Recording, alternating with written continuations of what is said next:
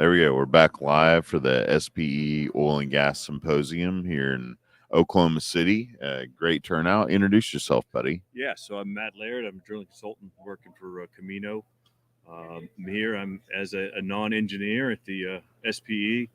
Um, you would think this was just for the engineering class, but turns out there's a ton of technical information that's it's good for everybody in the field, whether it be sales to drilling to production, completion, everything. So I found being here as a drilling consultant, you get a lot more questions from the engineers because they can ask people freely, whereas normally they have to be the man in charge or whatever. So it's been really good for conversation, camaraderie, getting to know the people that are in the offices. You know, being a field guy my whole life, it's interesting to see what everybody else learns, how they operate, and why they think the way they think. So it's been really great for me. So Man, that's great insight. You know, you're out there in the field. You've got, I don't know, 50 problems landing in your lap, with personnel, with equipment, with the well bore and all of the decision makers and your vendors all coming together, and you're out there logistically and collaborating with everyone to make that, well, the best one they've ever teed up. yeah, correct. And without, knowledge like this, how's it going to get done? So there's a lot of theory in the oil field. So anybody that's in the field knows that theory doesn't necessarily work. But if you go back and you look at, in these technical bulletins and paperwork, what these engineers have developed and figured out, there's so much calculation in everything they do. Granted, it's not going to be 100% in the field, but it's good to know that we're not playing tug of war. We're always looking for the easiest way to do something. Engineering obviously wants to use their way of doing it. In the field, we want to do ours. So once everybody realizes that it's a push pull, but not tug of war, and getting together with the engineers and the drilling managers and the vendors and everybody in one spot here, it's been really insightful for me, and hopefully from everyone else, that everybody's working towards the same goal, and that same goal is to get oil or gas out of the ground. Right, our entire purpose is to drill a hole in the ground. Right, so it shouldn't be as difficult as it is, but we run into problems, and uh, it's good to know that everybody's shooting for the same goal. Yeah, your team, Camino. I mean, I'm going to hand it to them. They've done a fabulous job of bringing together a lot of great people. I mean, really just leaders and mentors in our industry on a team, and done a great job here in the MidCon. Uh, you know, going out and really returning a lot of rewards to their own people and their investors. I'm constantly giving them props. Their engineering teams. They're from the top down, from the bottom up. There's really just no one I can't look at and go. I'm just impressed. They do a great job. So I'm early on. I've been with them for less than a year. So I'm not really one to speak for Camino itself, but everything I've experienced and witnessed in the last 9-10 months has been phenomenal. So I do like the technology. So they're bringing in technologies that I've never seen.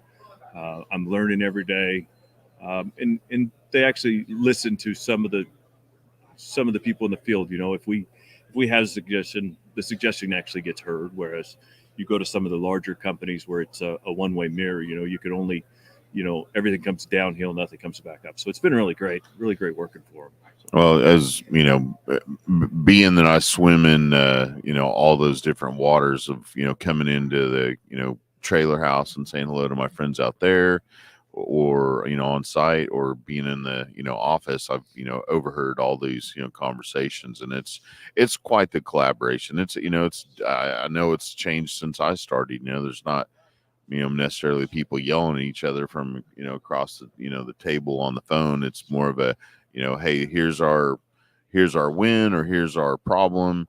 What do you think? What do you think? And then here's the 10 ways we can solve this together. correct. So years ago, it was like that.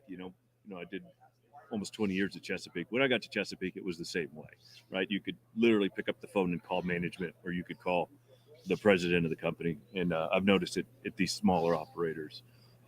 making a big impact, but it's still that same way. So people are still listening. People are still trying to help. There's not a bunch of bureaucracy. And I think that's the way the oil field needs to be. Once it gets so corporate that you're insulated from the decision makers, I think the decisions get less thought out, and it's more, Yeah. No, let's do it this way because that's the way we've always done it. Uh, Working with smaller operators, everybody really wants to get the job done, and it matters, right? Every well matters. Every foot matters, every cent matters. Every cent matters. Absolutely. We've all experienced the way where at one point we had lots of investors from all over the planet pitching in a lot of money. They just were oblivious to the possibilities of losing it. But once we hit a certain level of like, oh, what happened, well, guess what, now we're kind of relying on production to drive the next drilling program, and we may be operating with fewer dollars, but we've gotten really good at those dollars. Absolutely. So we're seeing, the global turmoil or whatever, everybody's kind of shutting up shop or slowing down and kind of concerned about what's happening. And I just see this as a great opportunity for everybody to kind of cut back and see where we're spending extra and just figure out ways to do it more efficiently. And this is a cycle. Every few years, we've got to cut back and figure out what we're doing wrong, what we're doing right, and continue in the right direction. You seen anything yesterday you were kind of excited about? Got you thinking? Yeah. So we did. I went through a couple of the technical sessions upstairs. There was a lot of AI stuff coming in, measurement while drilling using the AI. If there's anything that they can figure out, you're talking about the speed in which we can get the data to the people making the decisions, or even if the computers themselves are making small decisions. Little adjustments, like going from a driller that had his hand on the brake at one point now to the auto drillers out there. Yeah, it's absolutely. And pressure as well. So, we got fragile formations. We're able to monitor pressure, whether it be MPD or however we can do it, just so that we're not fracturing formations above us when we're trying to drill into formations that have the gold that we're looking for. So it's there's a lot of technology. I say it's a lot of theory, but it looks like these people have really gone through and tested everything that they're talking about. So it's not just, hey, we have an idea. It's more, this is what we're looking to do. This is how we're implementing it. This is what we've done. And all this stuff from basin to basin, there's small variations, but it's all still drilling, right? Yeah. So if somebody does something in the powder that's working, we need to look at it. Let's look at it here in the scoop. Let's look at it in the stack. Let's look at it in the colony, wherever we're drilling. A lot of this technology is interchangeable, and it's really great. I also like that there's so many operators here that have sent their people to come and listen to all the talks, but they're sharing information amongst operators. Operator. That's only going to make our entire industry better. Yeah, I'm seeing a lot less of the tight well. Yeah. Phenomenon. Years ago, it's like, oh, everybody needs to hush up. Let's don't talk about our bit records. Let's don't talk about what we're doing to drill. Now it's more, hey, look what we did. You get a slap on the back or, pat on the head, whatever. We did this. We did good.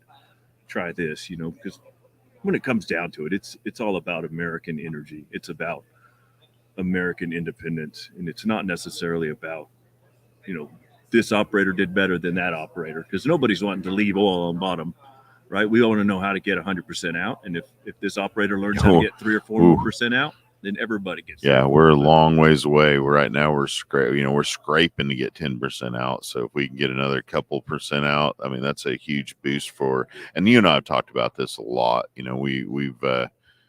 We've always supported each other in our beliefs of just how vital what we do. It's not just America. We're making sure that people across the globe have energy. Yes. Yeah. Energy from countries who care about freedom. So, we can argue this and that about whether natural gas or oil is better. They're both better than burning dung in a hut, right? Let's just eliminate the dung in the hut burning. Yeah. And we can do that with inexpensive gas, inexpensive oil. As long as we can get energy out of the ground efficiently, and inexpensively, everybody's better, right? And Raises all boats. and coming from democratic loving countries, not our adversaries Yes, absolutely. that don't care about people, and certainly not freedom. So we're hosting the America's Oil and Gas Symposium right now. Absolutely. Get down here, guys. It's not too late. You can come enjoy a great lunch, lots of speakers left, happy hours, lots of drawings. And how do people find you, man? You're good to follow. You know Man, that, right? I'm You also on have great. You always LinkedIn. have great wisdom to share. I'm on LinkedIn. Matt Laird at LinkedIn. He's an entrepreneur. He's a leader. He's a spokesmodel, if you will.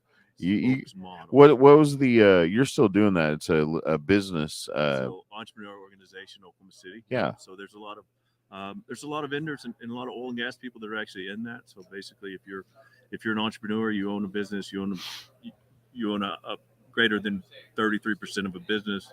You're interested, reach out to me. I can get you hooked up with the guys here in Oklahoma City. You have a lot to teach people, you're not man. You've Oklahoma done a good City, job. There's chapters all over the world. So anywhere if you're an entrepreneur and you're interested, the entrepreneur organization, get with me. If you follow Matt anywhere on LinkedIn, I'm on there.